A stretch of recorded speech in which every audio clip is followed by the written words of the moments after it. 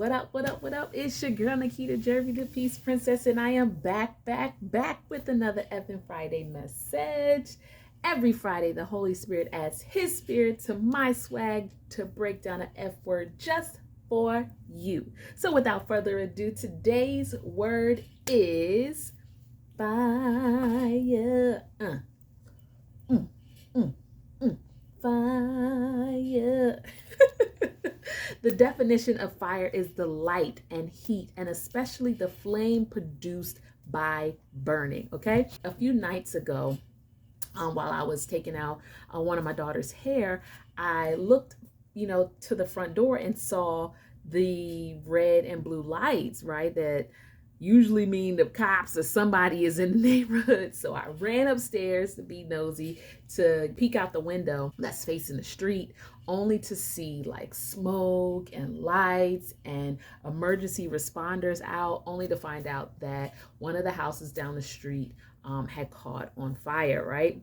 So after we all came together, my family and I came together and prayed for the family that lives there, I couldn't help but think about the dichotomy of fire, right? It can be extremely destructive, as it was for that house, on one hand, but it can also refine something to make it more beautiful and more valuable, like gold on the other hand. Biblically, it symbolizes God's wrath. And then on the other hand, it also symbolizes the power and presence of the Holy Spirit. In either case, fire causes a reaction in whatever it touches, right? In Daniel 3:13 and 30, there's a story of a deranged king named Nebuchadnezzar and three Jews, Shadrach, Meshach, and Abednego. King Neb made a decree that everyone in his town, everyone in his nation, when they hear these horns, when they see this idol, when they, all of these things, they must bow down and worship his gods, his idols, like get down on your face, right? And if you don't, you will be thrown in the fire, right? So somebody came and snitched and was like, yo, there's these three guys over here that are not fooling with you. They're not about to worship your gods or your idols or whatever. So he called them in, asked them like, hey, I heard y'all are not about to be doing this. And they was like, yeah, no, we won't. And we don't care. They were so bold. They were like, we don't care that you would throw us in the fire.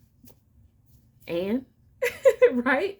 So King Nebuchadnezzar had his guards, wrap them, tie him up, throw them in the furnace, and then turn the heat up 7 times, okay? But when they opened the door to throw them in there, the flames were so hot that it actually burned the soldiers that were trying to throw them in there in the first place. So after you get them in there, King Neb, he looks through the window, the little window that the furnace has at the top.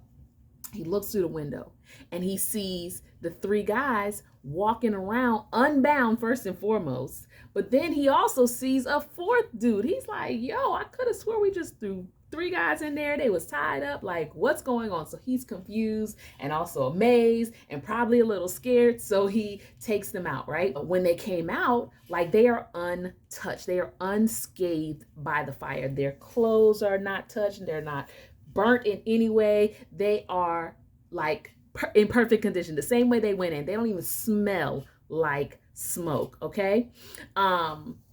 By the end of this story in Daniel 3, King Nebuchadnezzar had blessed Shadrach, Meshach, and Abednego by promoting them and defending their God. He was basically like, anybody that talks against their God, yeah, you're gonna be shot down as well.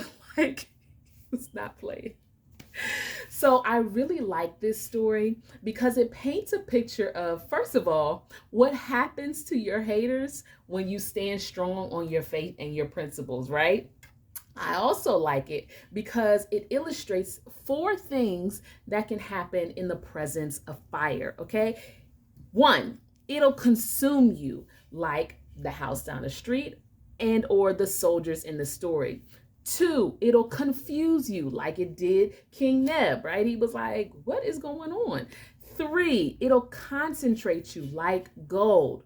And or 4, it'll confirm you like it did for the 3 Jews, right?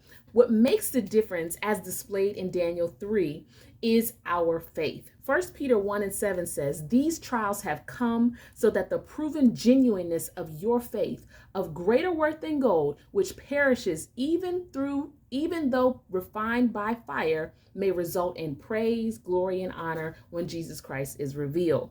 So I ask, when trials come and the fire gets hot, how does your faith respond? What reaction will you have? Will you be consumed by whatever you're going through? Will you be confused, asking the Lord, why me? And not know how to move forward? Will it make you stronger and more valuable? And or will it confirm your trust in God? This week, family, I challenge you to fireproof your faith. Be bold. Let your haters burn and then be blessed. I pray this has blessed you. I'm Nikita Jerry, the Peace Princess. Pre-order your copy of Dumping Dysfunction if you haven't already at ketasfeast.com. Until next week, have a great effing Friday.